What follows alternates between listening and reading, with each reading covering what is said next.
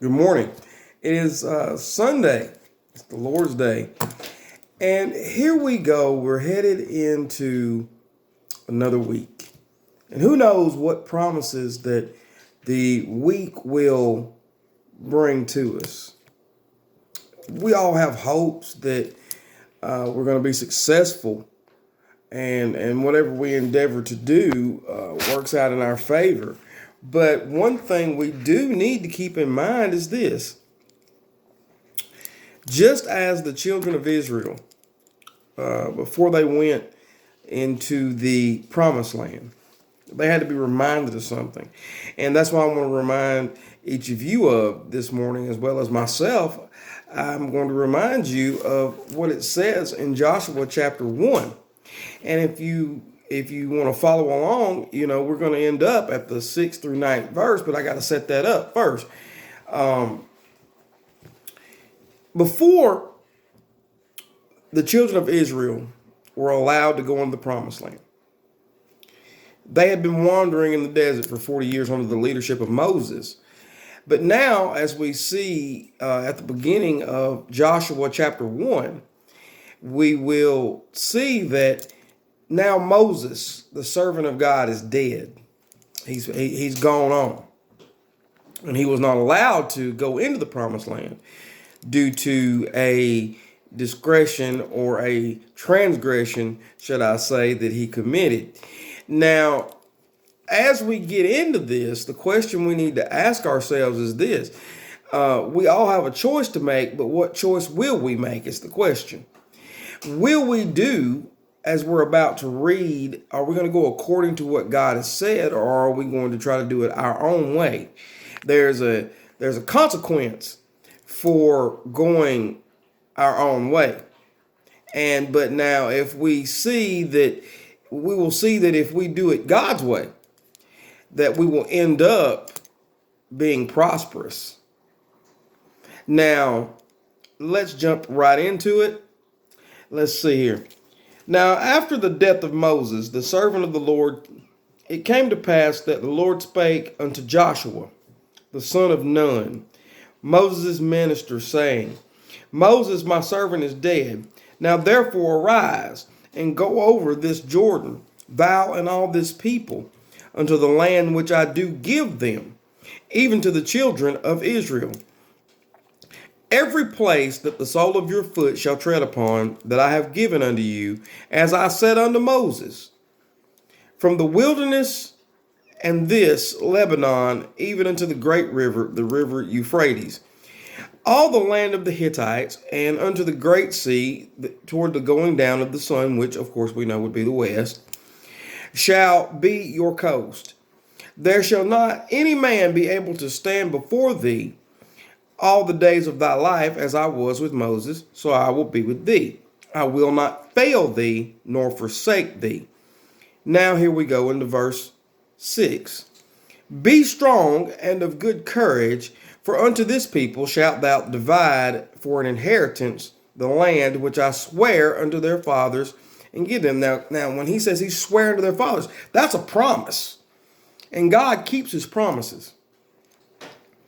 Only be thou strong and very courageous, that thou mayest observe to do according to all, not some, all of the law which Moses my servant commanded thee. It says, turn not from it to the right hand or to the left, that thou mayest prosper whithersoever thou goest. But now I need to stop right here and explain something. Now, we see clearly it is written that it says, turn not from it to the right or to the left. Now, here it is. We have the written word of God. We have the written instructions of what he wants us to do. If we try to add our little sprinkle onto it, that's turning to the right or to the left. If we try to follow what the world tells us to do versus what the word tells us to do, we're turning to the right or to the left. That's the choice that we have to make, ladies and gentlemen. That is the point of all this. We need to stay on the straight line, the straight and narrow, as the old folks used to call it, or especially my grandmother used to say, you better straighten up and fly right.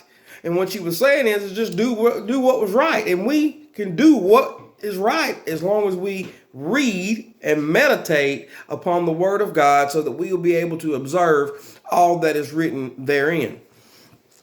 It says, this book of the law shall not depart out of thy mouth, but thou shalt meditate therein day and night, that thou mayest observe to do all that is written therein.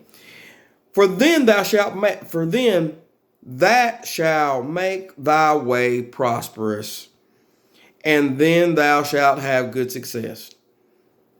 And it says, have I not commanded thee? Be strong and of good courage. Be not afraid, neither be thou dismayed, for the Lord thy God is with thee whithersoever thou goest. Now, one thing that we hear common, I think we hear like 3 times so far in these 9 verses, it says, be strong and be of good courage. Walking the Christian journey, running this race, is not easy. It is going to take courage. It's going to take strength. But where do we get that strength from? We get it from God himself. He's going to give you the ability to do what he says to do. You just have to summon that courage from within yourself to say, hey, I'm going to make a choice. I'm going to follow what he said. I'm going to do what the Lord said do. But if we want to get into this promised land above, we're going to have to do what it says. We've got to make our very best effort to do what the Lord has told us in his word. And that's why the thing I'm going to close with here is this. Today, if you want the promises of God, then you're going to have to follow his precepts. Again, if you want to get to the promised land, or to receive the promises of God in this life, you're going to have to follow his precepts. And in order to follow his precepts, you're going to have to meditate and we're going to read and meditate on his word. That's why Timothy told us to study to show thyself an approved workman unto God. A workman that needeth not to be ashamed, rightly dividing the word of truth. Now, today, while it's called today, what choice are you going to make? Let me remind you of Joshua 24:15. You've got to choose this day whom you're going to serve. And as for me and mine, we're going to serve the Lord. Y'all have a good day. Have a great week. See y'all next week on Sunday, if it be the Lord's will.